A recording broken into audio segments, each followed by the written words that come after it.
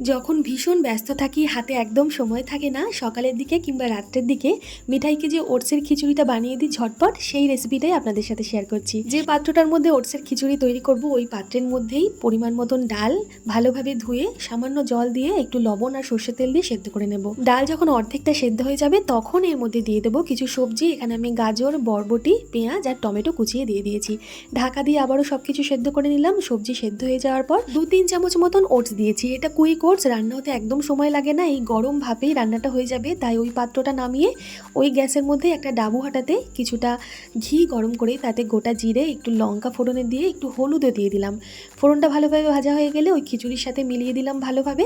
তৈরি হয়ে গেল আমাদের ওটসের খিচুড়ি। দেখলেন তো কত ঝটপট হয়ে গেল, খেতেও কিন্তু বেশ ভালো লাগে। মিঠাইয়ের সাথে সকাল থেকে রাত পর্যন্ত আমি কিভাবে কাটাই স্কুল থাকলে তার একটা ব্লগ ভিডিও শেয়ার করেছি, যারা দেখেননি এই ভিডিওর নিচের দিকে প্লে বাটনে ক্লিক করে দেখে নিতে পারেন।